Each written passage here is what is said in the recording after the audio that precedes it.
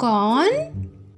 मैं डाकिया बाबू मनीषा जी। मैं बच्चों के द्वारा लिखे गए पत्र लेकर आया हूँ। अरे वाह, लगता है बच्चे पत्र लिखना सीख गए हैं। मैं बेसब्री से उनके लिखे पत्रों को पढ़ने का इंतजार करती हूँ डाकिया बाबू। मनीषा जी, कुछ बच्चे पत्र के ऊपर पता ठीक से नहीं लिखते हैं, जिसकी वजह से मुझे उनके लिखे पत्र पहुंचाने में काफी मुश्किल होती है। डाकिया बाबू, मैं इस बारे में बच्चों से बात करूंगी। अब आप इन पत्रों का मजा लीजिए। मैं अब चलता हूँ। मुझे बाकी घरों में भी पत्र पहुंचाने हैं। किसी ने नानी को पत्र लिखा है, किसी ने दोस्त को, तो किसी ने अपनी मौसी को। इतने सारे पत्र! आज मैं इनमें से कुछ पत्र कक्षा 3 से 5 के सभी बच्चों के साथ पढ़ूंगी। पहला पत्र पढ़ती हूँ। प्रिय मित्र, आशा करता हूँ तुम और परिवार के सभी सदस्य स्वस्थ होंगे। कोरोना बीमारी के कारण हम एक दूसरे से मिल नहीं पा रहे हैं। मुझे तुम्हारे गांव आना बहुत अच्छा लगता है। तुम्हारे आंगन के आम के पेड़ पर चढ़कर मीठे मीठे आम तोड़कर खाना बहुत याद आता है। अरे, यह क्या? यह तो वही पत्र है जो मैंने तुम्हें नमूने के रूप में दिया था, और इस पत्र में तो तुमने पत्र के प्रारूप पर भी ध्यान नहीं दिया है। चलो, शायद दूसरा पत्र सही लिखा होगा। मैं दूसरा पत्र पढ़ती हूँ। प्यारे मित्र, आशा करता हूँ तुम और परिवार के सभी सदस्य स्वस्थ होंगे। कोरोना की बीमारी के कारण हम एक दूसरे से मिल नहीं पा रहे हैं। अरे, फिर से वही। यह पत्र भी नमूने वाले पत्र का हूबहू है, और इस पत्र में भी पत्र के प्रारूप पर ध्यान नहीं दिया गया है। लगता है तुम सब एक दूसरे का देखकर लिख रहे हो। यह अच्छी बात नहीं है। अगर तुम ऐसे ही करोगे तो पत्र लिखना कैसे सीखोगे?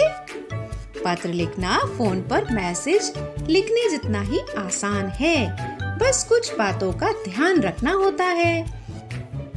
सॉरी दीदी, अब से ऐसा नहीं करेंगे। खुद से पत्र लिखेंगे। आप एक बार फिर से पत्र का प्रारूप समझा दीजिए ना।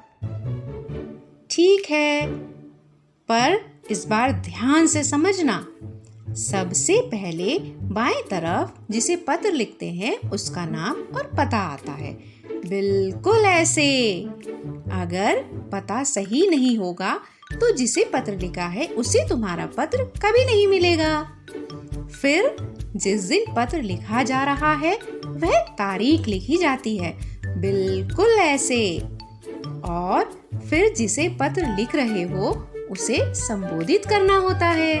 अपने से छोटों को और अपने से बराबर वालों को प्रिय प्यारे शब्दों से संबोधित कर सकते हो।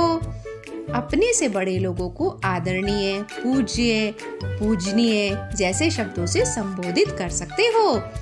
फिर आती है अपनी बातें कहने की बारी। इस जगह में मुख्य संदेश या बातें लिखी जाती हैं, और अंत में आती है पत्र समाप्ति की बारी, जहाँ तुम्हें अपने नाम के साथ तुम्हारा दोस्त, तुम्हारा भाई, तुम्हारा प्यारा के साथ पत्र को समाप्त करना होता है। अब आया समझ में? हाँ दीदी, अब अच्छे से समझ आ गया। अब हम गलती नहीं करेंगे और एक दूसरे का देखकर नहीं लिखेंगे।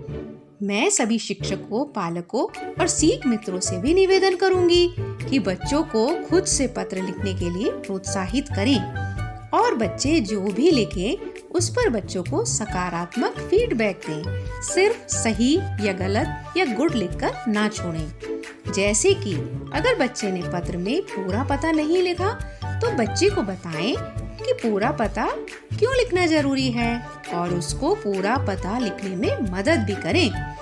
बच्चों को अपने दोस्तों, रिश्तेदारों, गांव के सरपंच और अन्य लोगों को पत्र लिखने के लिए प्रोत्साहित भी करें।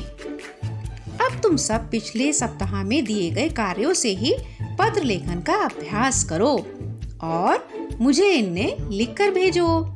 अब मैं चलती हूँ, फिर मिलूंगी। जय जोहार। जय छत्तीसगढ़।